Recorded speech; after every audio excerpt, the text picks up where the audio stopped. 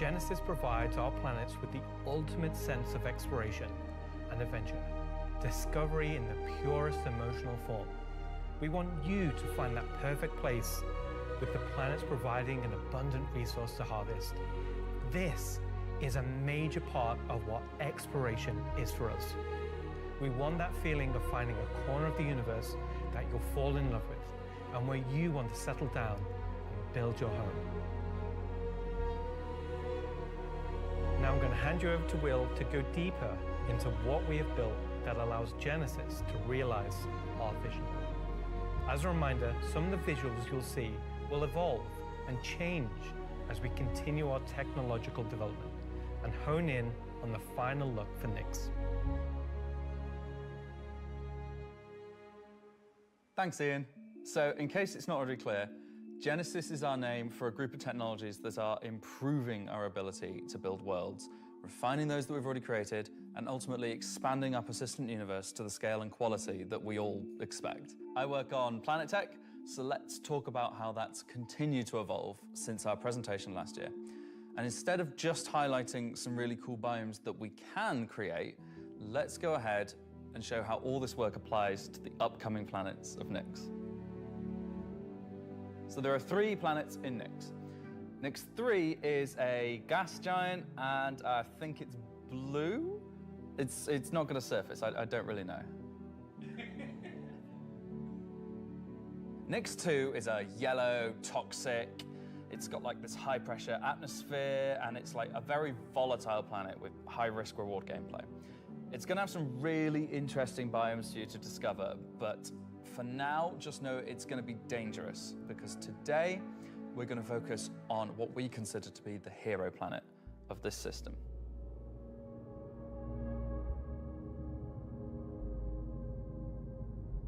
Nyx 1 has got a rugged, remote beauty.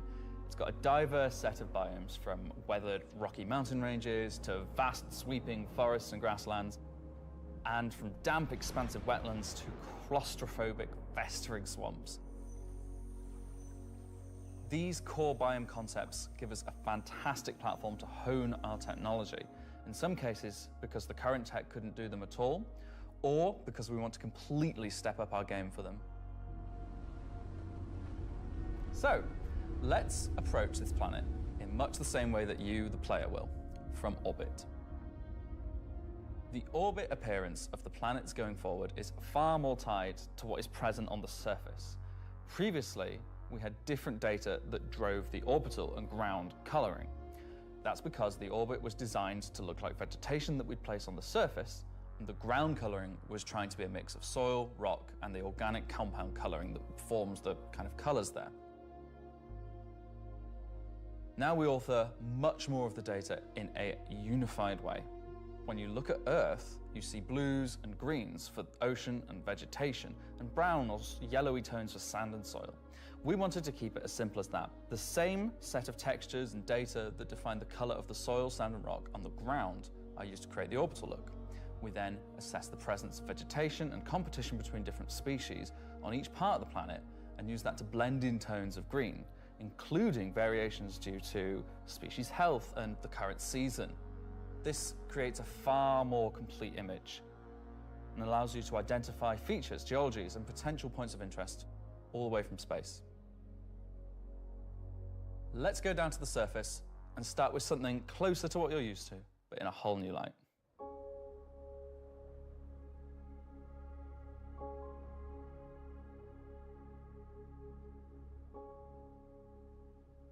When we approached the surface of the planet, we wanted to start by focusing on just the soil and rock.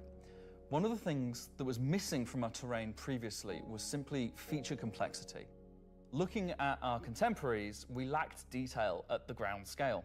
To combat this, we've added a new layer of data. That layer is called the medium tiles. These are intelligently placed on top of the existing 4-kilometer terrain tiles based on slope, soil type, and other erosion data. And these medium tiles don't just create height changes, they also bring in local erosion data both for soil and bedrock size values.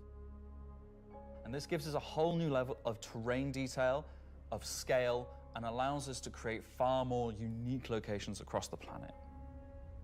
So now that we've nailed the surface, let's have a look at adding some rocks. We've now got two major contributors to the rock content of our planets.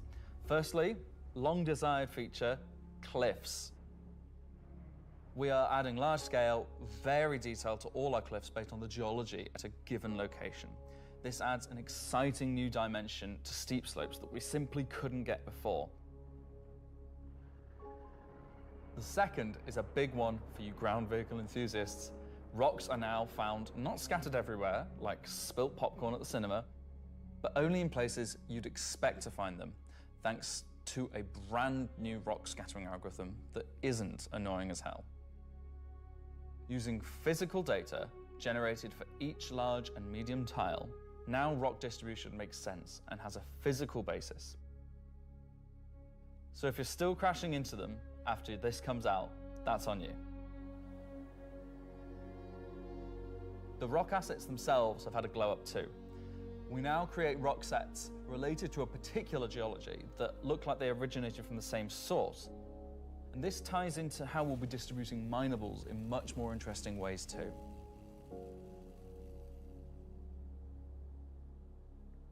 So now that our base terrain and rock scattering looks good, let's add some vegetations and explore some additional biomes.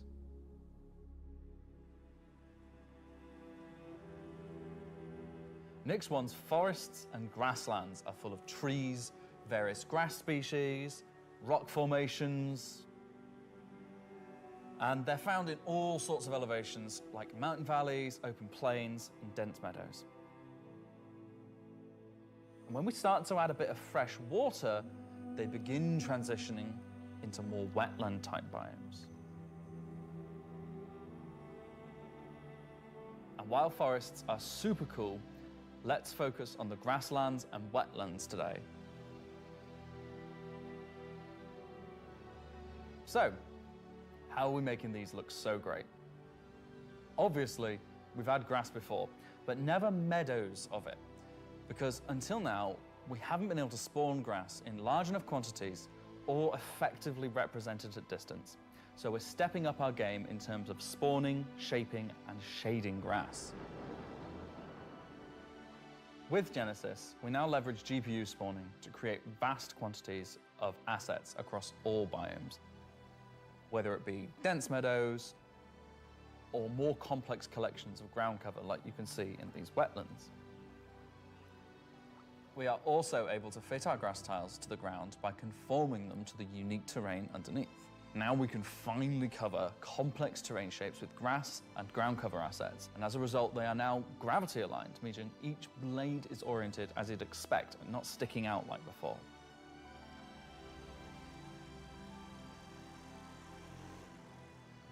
Next, let's take a look at how we light our grass.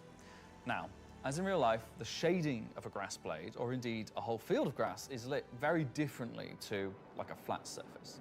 We now use a solution that shades meadows of grass far more like fur or hair. And this, if you think about it, makes sense. At a distance, a field of grass is far more like a carpet or cloth than a flat surface. This improves how our grass looks from a near perspective, as well as bringing us nicely into how we're solving the distant representation of grass. So let's talk about the distance problem. One of our biggest achievements with Genesis is allowing us to build beautiful biomes out of flora and geology assets like a building set. Can I say Lego? No. Too late. But in the past, this broke down very quickly when objects simply disappeared when viewing the same biome from 10, 20, 100 kilometers away. Because we don't hide planetary transitions and allow you to view complex regions from very large distances, there are almost infinite perspectives from which you can see a location in Star Citizen. So, how can we afford to evaluate complex spawning logic at runtime for the entire swathes of the planet? Enter the virtual terrain. Virtual terrain, or VT for short, is how we now cache and represent our terrain at varying scales. This has been the enabler for all of the lovely advances in terrain complexity and asset spawning we've shown so far. And it's also how we now evaluate and represent vegetation from a distance. When creating the VT for each part of the terrain, we assess if vegetation has covered the ground, and if so, what shading should be applied. For all of our biomes, we're now able to use the same shading model for the distant representation as the close-up asset, whether that's our lovely rolling hills, some more dramatic rockscapes,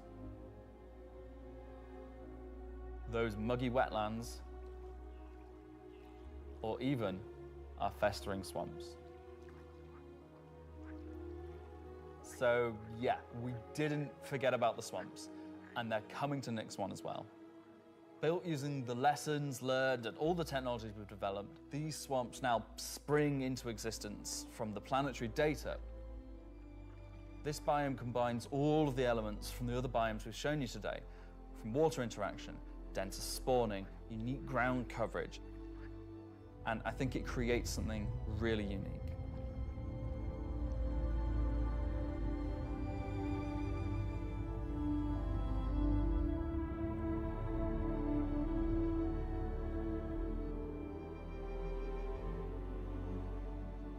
Anyway, that's our update on the Planet Tech portion of Genesis and how we're using it right now to sculpt the identity of Nyx 1. And I hope you're as excited as we are to explore this and everything we haven't shared yet next year. As you can see, Genesis is now inspiring everyone here to create planets of the quality and believability we've always strived for. A meeting of technology and art that I truly believe will set our worlds apart from anything we've done before. And with that said, let's move on to a little travel between systems, literally.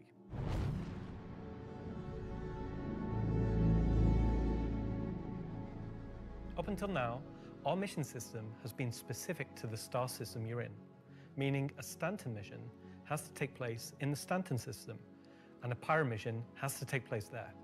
We've never been able to link these together, but with the introduction of our third star system, it's time for this to change. And that begins with the introduction of interstellar cargo. What are you talking about today? System-to-system hauling missions. Hauling is back. No one said hauling was gone. You guys even play the game? These are exactly what they say on the tin. Missions where you're going to start in, say, Stanton and end in Nyx, taking various volumes of cargo between the stations. So there'll be high volumes of cargo that kind of fulfill the purpose for the Hull C and the other series of Hull ships. And there'll be a few sort of more direct routes. So you might pick up some cargo from Ruin Station in Pyro and go through the jump point to Stanton and drop it off there at one of the Elios. So if you've never sort of experienced the jump point or going through it, these missions will require you to. They're no way limited. You can do them in any sort of ship you want, any size of ship. I'll be doing them in my Drake Cutter myself, between Stanton and Nyx. Just a Drake Cutter. I've got a few ships, but the Drake Cutter is really cute, so. One thing that we're looking to add with these interstellar missions is scripted combat encounters where you can be attacked by NPC ships. Maybe the mission giver has tipped off some pirates who are looking to get a hold of that cargo, as well as express missions, which means the deadline timers that you're used to in the regular hauling missions might get really tight and you've got to learn to be very fast. All of the love and care that has gone into hauling missions so far, with the logistical network and making sure they make sense within the themes of the systems, just as much love has gone into the interstellar missions we're making now.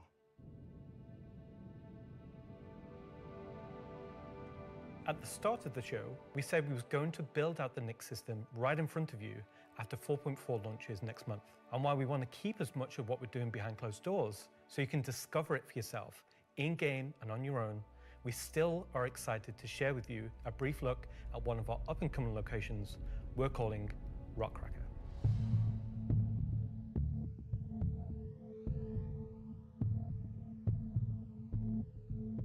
Okay, so Rockcracker, Jared, is our internal name. Rockcracker is where you have to crack a rock. It's a big rock. You want more? So way out into the Kuiper Belt, you'll find these old QV breaker stations.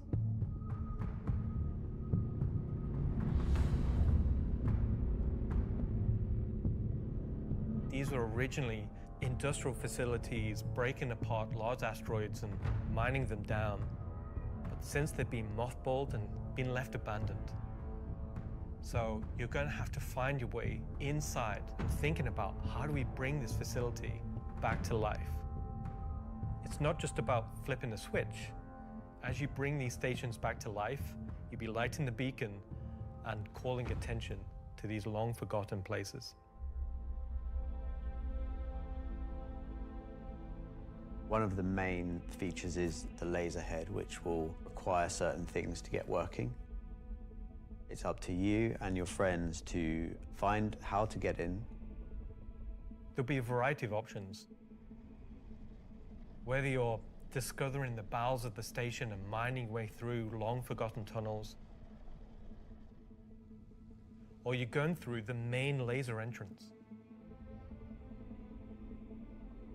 Now, as you're traversing through the facility, you'll find the old engine room.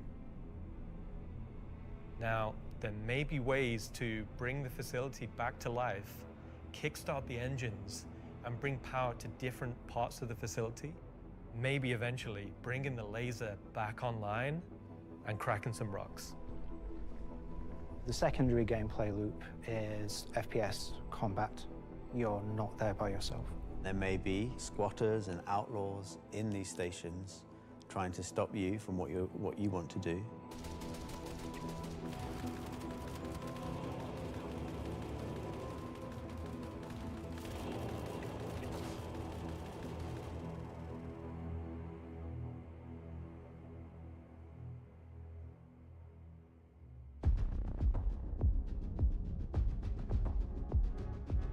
So you've found these old facilities, you've brought them back to life. You've systematically brought power to various functions of the facility. You've activated the laser. You've fired the laser. You've broken apart the rock. And then you'll be able to fly your ship inside and see what's there.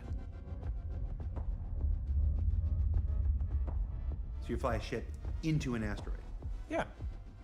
You just get into your ship and fly in and start searching around and trying to find the pieces that you want to mine.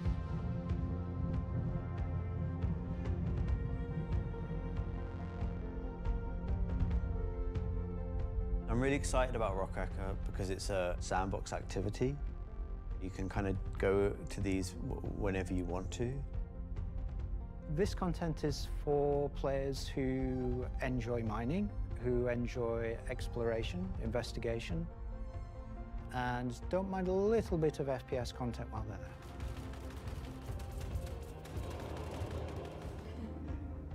there. It will be a very new experience compared to any other asteroids, because this one, kind of like Alan and mine, will crack open and show its secret. And one presumes you can make a decent amount of scratch in an asteroid that's big enough you fly your spaceship into it. It wouldn't be worth doing if you couldn't make a good amount of coin, yeah. Making promises for the econ team. Yeah, they've got to balance it. It's for people who want a lot of minerals. When crafting comes in, when all the other mechanics and features that we want in the game for 1.0 come in, it will be a place where like an organization or a group of like 5-6 people could come and just get a monumental amount of minerals. So that's a look at some of what's coming over the next 12 months. In addition to what we've shown, there'll be new mission packs tailored to the People's Alliance and their struggles.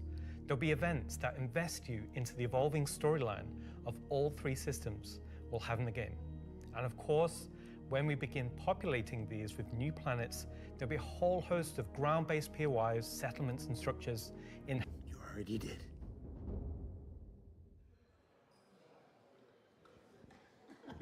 Good job, everyone.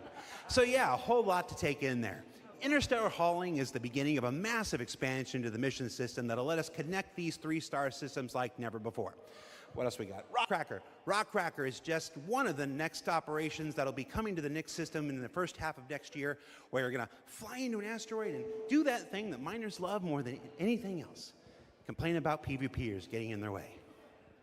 No, I'm being told it's mining. It's mining. And of course, one of the most anticipated features coming to Star Citizen, Genesis, and what that means for the planets of Star Citizen, including the ones already in there. So let's talk to Will Hain and find out more. And I'm just remembering that Will Hain is in France at the watch party. Okay, France. Ask Slarty Bartfast over there how they're going to use Genesis to update the planets and moons of Stanton and get back to me, all right? And see if we can get some fjords. What else we got? The Citizen on Digital Goodies Pack. That's a hard thing to say. That went up for sale a couple weeks ago and has a whole bunch of mysterious items in it, and that's where I can tell you now that almost all of them are tied to the Nyx system in one way or another. So let's find out what's actually in there. There's a gunship flight suit and helmet, 2 armor sets from that mysterious faction causing a ruckus with the Vanduul, and an Intersect BDU sweater and outfit, a couple of crazy weapons that I'm certain we're going to learn about in just a few minutes, some slick Levski swag, and finally, to celebrate the long-awaited addition of the Vanduul to Star Citizen, a cool Vanduul knife and adorable plushie, which I swear to love and squeeze and cherish forever. So yeah, it's a pretty solid haul for this year's Digital Goodies Pack, which you can still pick up right now on the RSI store. So now, let's go ahead and transition into our next segment. Much of what you see in the show today has been the culmination of a lot of people's work in... What's up? All right, I had a dream about like this once. Yeah. Okay, so against everyone's better judgment, the thing has finally happened. Can I help you? How you think the show's going? Good. We're getting the Nyx star system and the Vanduul are coming. Kind of been a lot of Nyx, right? Well, yeah, but it's a major milestone and it deserves a major showcase celebrating everybody's hard work and... You got more, right? Well, yeah, there's spaceships coming up. Cool. Wow, it's like they only scanned the original community portion of me. If pictures steal your soul, imagine what face scanning and PCAP does. Well, this has been super cringe. So I'm gonna head out. Mm-hmm. Bye. Oh, regular Citizen Con is still better. You should have done that. Of course. Thank you. Part of me that isn't a soulless marketing puppet. All right. No. Let's just go to some spaceships, shall we? Hi, my name's John Crew. I'm the Vehicle Director here at CIG, and welcome to Talking Ship, where we're going to talk about 3 new ships coming to the Persistent Universe.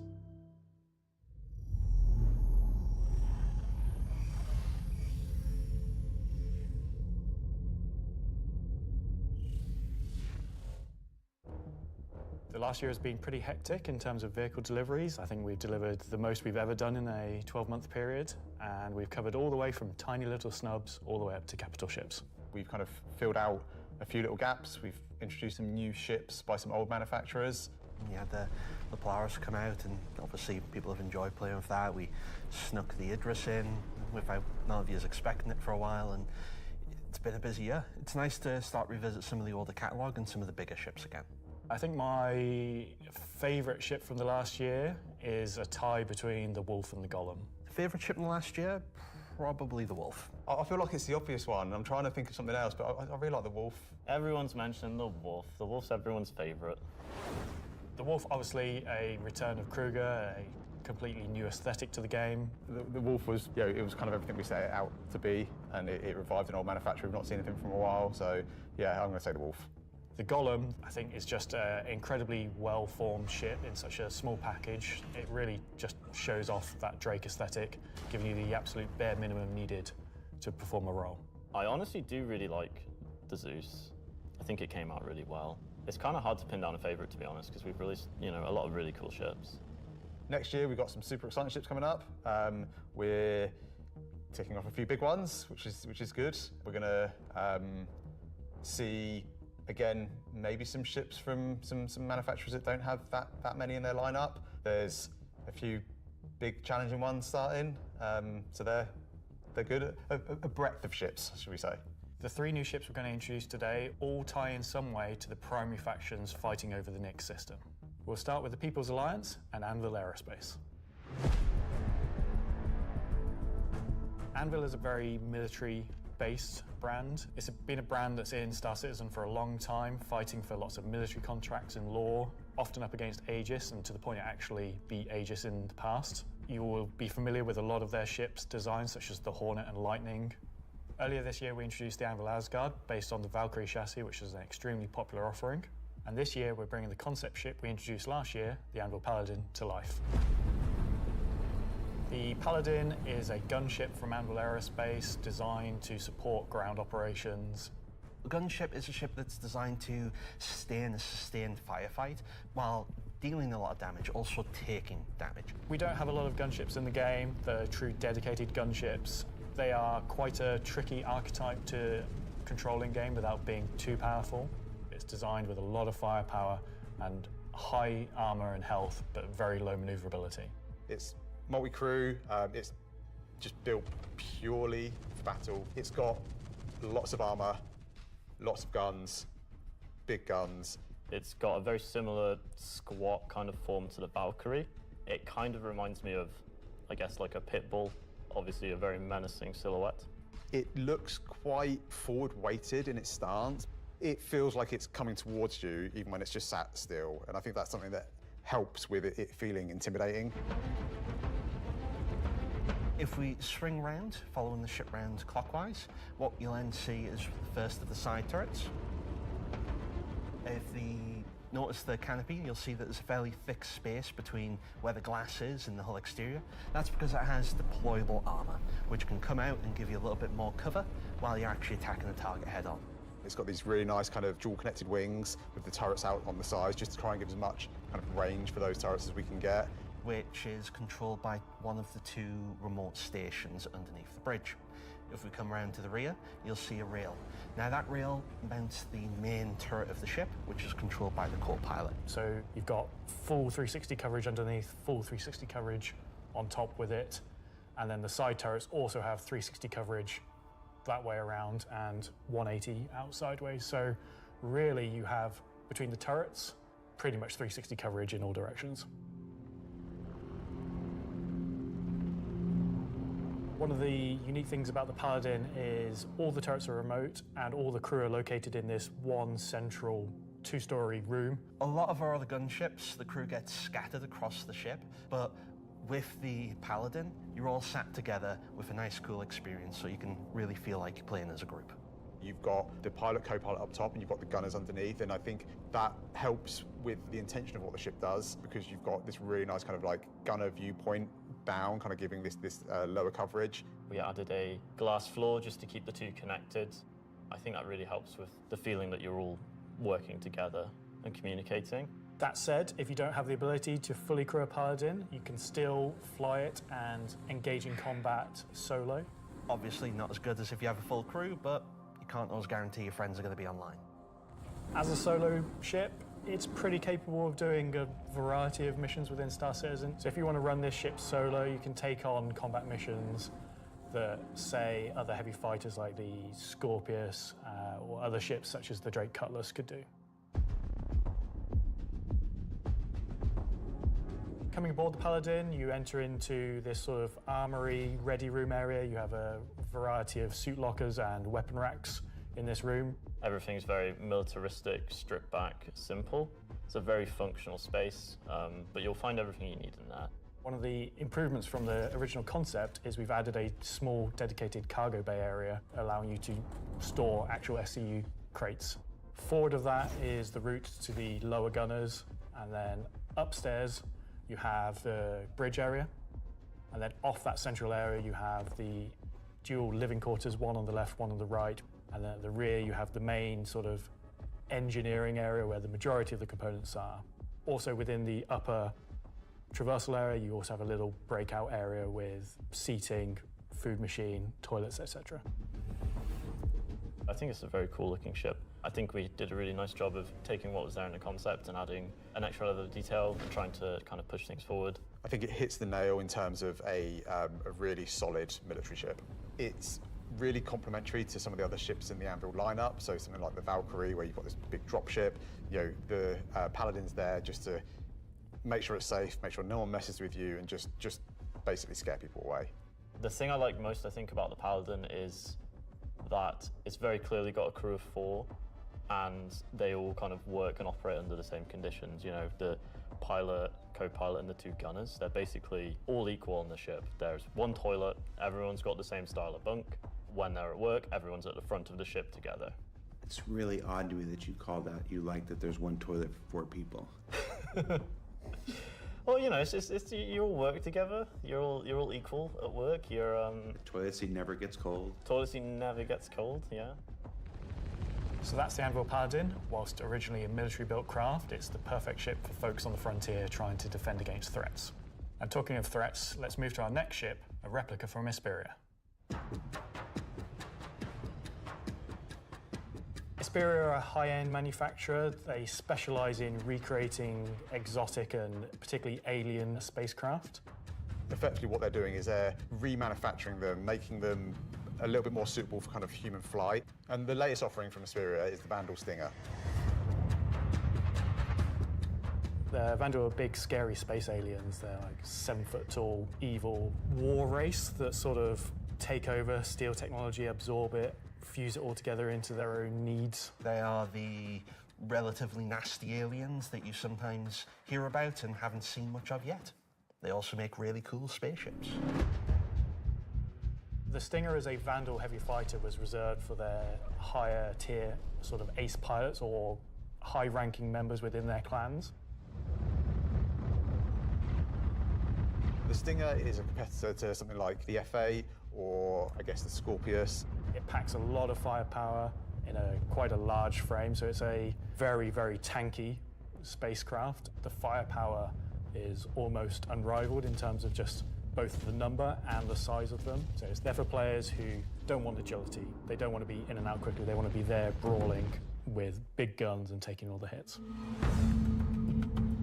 One thing Isperia have done differently with the Stinger is they have done away with the majority of the bespoke weapons. They heard everyone's complaints about the glaive and blade and have stripped off the original Vandal weapons to allow customization for standard human weapons. With the exception of the single-size 5 gun. Because it was too well integrated into the hull, even for Isperia to remove.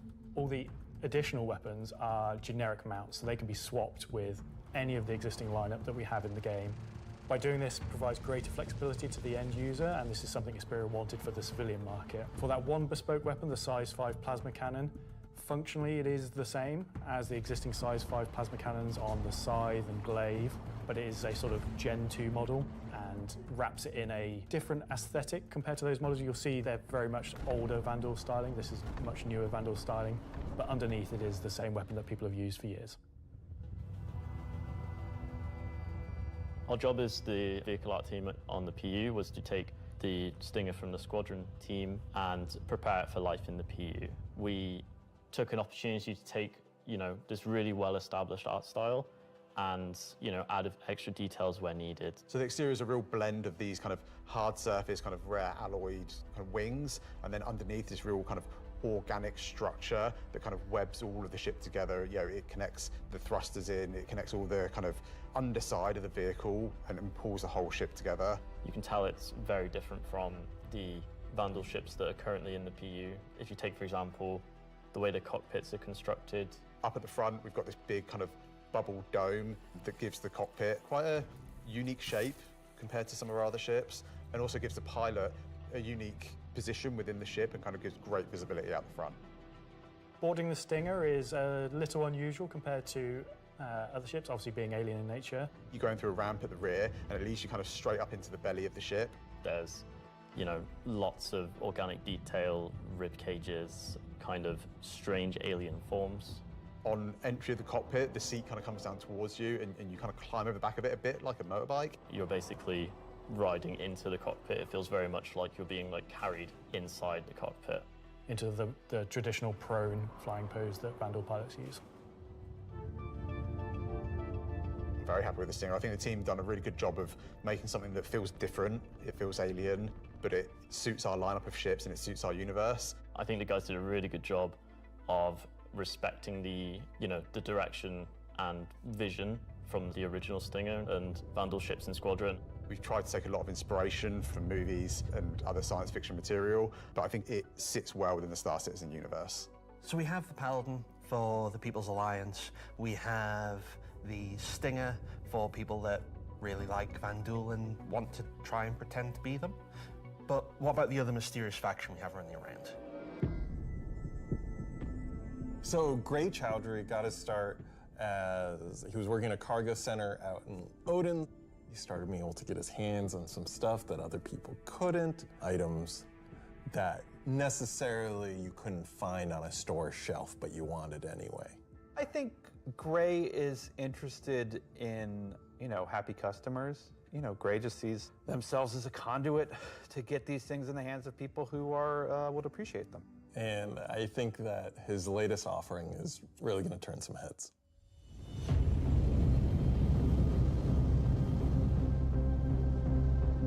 So the Shiv, well, we don't really know what it is, to be fair. It's what happens when someone who is a genius at aeronautics and ship assembly is given free rein to do whatever they want.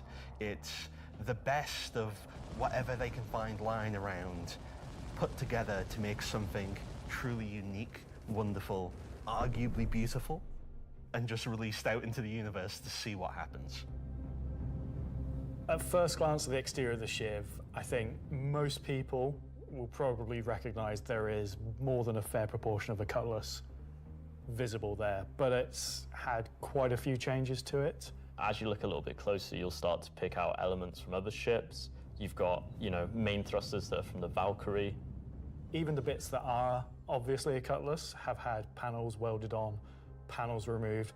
The top turret, which is now remote, is just this hodgepodge amalgamation with multiple other ships' turrets. And then the changes continue onto the inside where, again, it sort of feels Cutlass-like, but then you'll find there's bits of Crusader ships just integrated into the wall instead of what was there originally. It has lost its side entrance, some of its cargo capacity, but what it's gained is it's gained visually more powerful thrusters. It's gained a really kind of nice set of belly thrusters. It's upped its firepower. As ever, with the refined work from Gray's Market, you can see that great care was taken to the health and safety to ensure that there's no trip hazards anywhere. There's loose cables, panels are exposed. If you look carefully, you'll notice there are tools laying around in the cockpit. It's gained a toilet. Bucket. Yeah, it's one for doing stuff, and then you need a second one to wash your hands. It's not an animal. It has very much taken that ethos of Drake and moved it down a level, which I think is quite an achievement. Just look at this thing. How do you even begin to describe the madness that created this? It's the Shiv.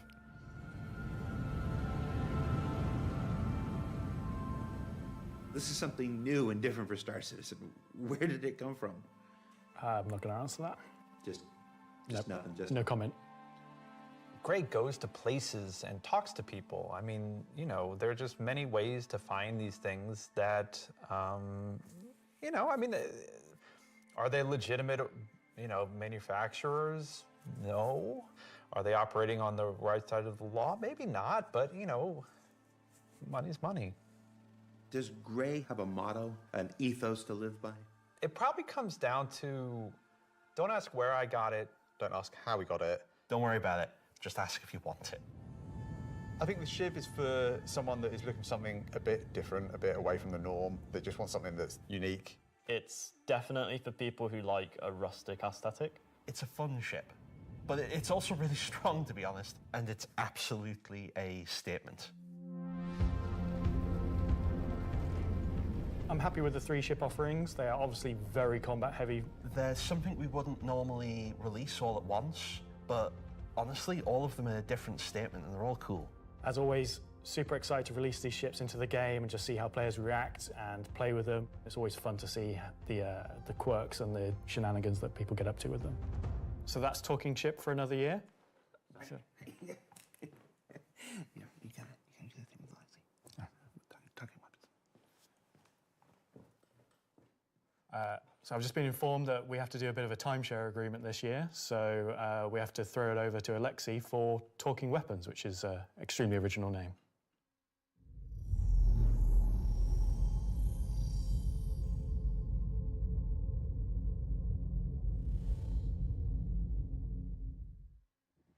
I'm talking about the new edition that came out in October. The non-weapons are essentially the weapons that does not have a manufacturer, the weapons that you can think of that were made by space pirates. Gray sells whatever he can sell. Sometimes he gets his hands on some weapons that come from unknown origins. He will sell things that no company in their right mind would ever make. These are the most kind of like scrappy and taped together and the most kind of like pyro-ish weapons that you can think of. Right now we're releasing 3 new weapons. Rocket launcher, the LMG, and the long-awaited Space AK. I think this is the one that not only is the most in demand, but I've been politely badgered about the most. It's a fun rifle that basically fires energy and ballistic in sequence. So your first shot will be your ballistic, your second shot will be the energy. You'll see on the top of the art, there is a bolt that cycles the rounds, and that goes off with the ballistic shot, but it does not go off with the energy shot. And that is just like a really fun way of making a weapon work in kind of like a scrappy, glued together kind of aesthetic. The LMG, this thing is a really fun, slow-firing, hard-hitting beast. It will bring the 50 cal, and the only other weapons that have this right now in the verse are the Bearing Sniper Rifle and the Coda. Honestly, if you even get hit by one, you just instant tier 1 injury, back to medical. Are you even trying anymore? You know what? We made all these really complicated, fancy guns, and some people just want, I want a slow-firing rifle. Give me a scrap-together box that fires the biggest thing you can possibly find. We don't have a rocket launcher of this caliber. It will be 3 grenades straight together that you pull into the tube and fire towards your enemies. The cool part about it will have an arming distance, so you will not be able to just point it towards an enemy. It's also going to have a lot of spread. So essentially, you're going to have to get very close with your launcher to be able to blow up ships with a single payload in it. You can't actually aim with the apparatus, because if you've got the tube on your shoulder and you try to aim it, you'd have to physically put the tube in your head. So we were like, oh, we can't have an aim apparatus for this. And then we realized, like, it's in the spirit of being a tube that you can't use the aiming apparatus, and you just kind of like, all right, I think that's the middle of the screen, I'm going to hit it. It's in the spirit of being a tube.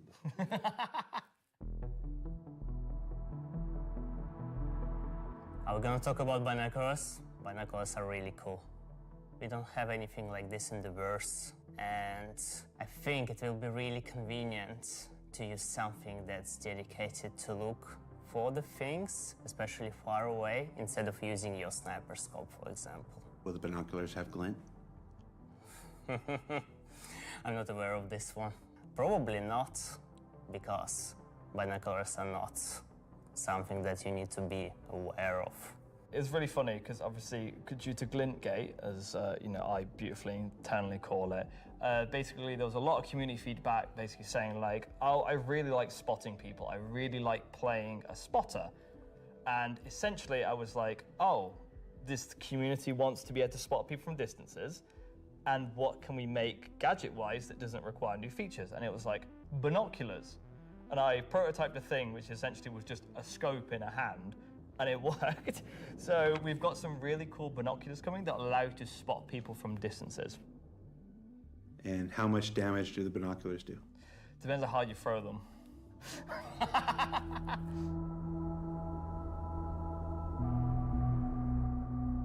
Thanks, Alexei and Zach. That's the end of this segment for this year. So that's Talking Ship and Weapons, unless anyone else is going to come and tell me something else. It's been an exciting year, and I think the next year of ships is going to be even more exciting and expansive than this year.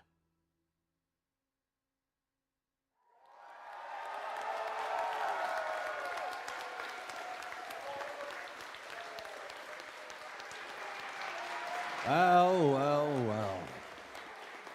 That is an eclectic bunch of combat ships for the verse, and they're all available right now up on the robertsspaceindustries.com store.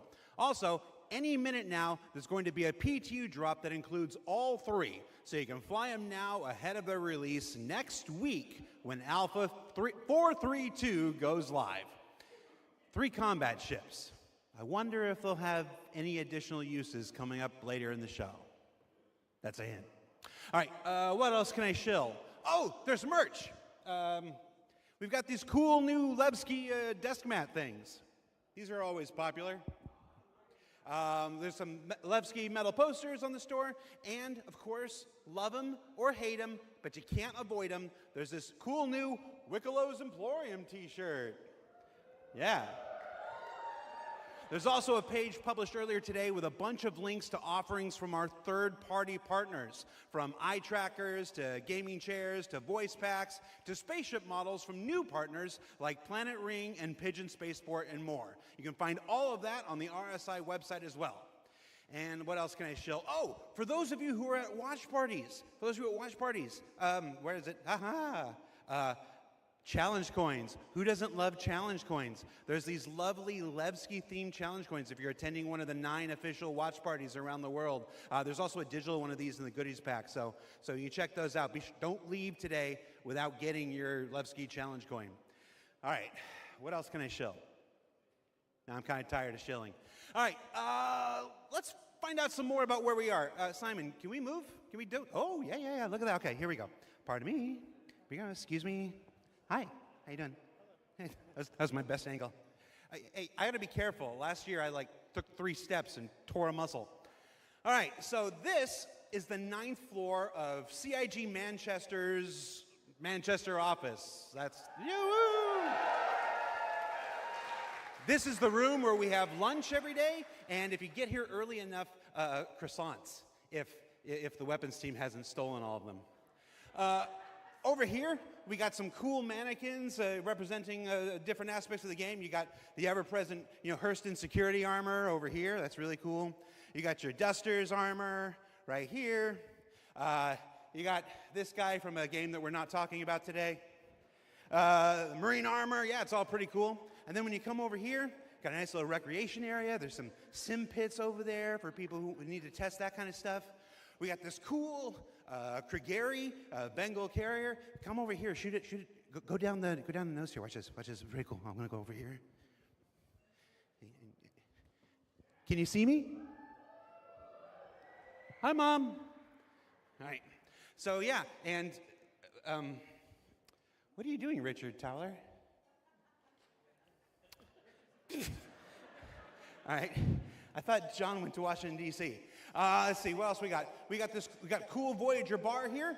This is where we get all kinds of breakfast goodies, coffee, stuff like that. Hey, who remembers the big coffee controversy of 2016 where everybody took to Reddit and pondered the question, do devs deserve coffee?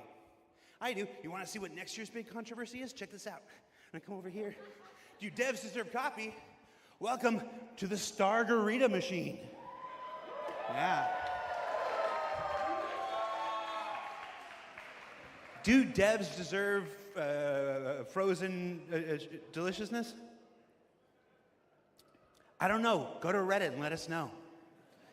All right, let's see. Let's go over here. Competition winners. We have the list of competition winners. Can we put that on the screen? Yeah, sorry, competition winners. Remember the competition for the CitizenCon winners? The people made the videos, and we gave them a Kruger L21 Wolf. We actually have the names. They're behind me. Look.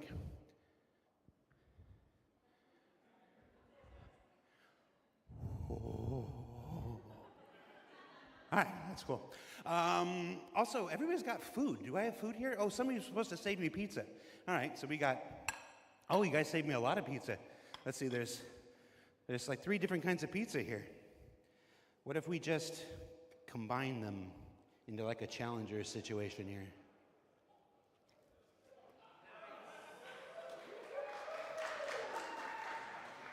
That's a CitizenCon throwback if you're not familiar with. So I have now crafted my own pizza experience. And that is a terrible segue into our next segment. Gemma, Gemma, are you there? Yes, Jared. Can we fire up the FPS crafting segment while I try to chew this off camera? We sure can. Roll, BT. Let's go down.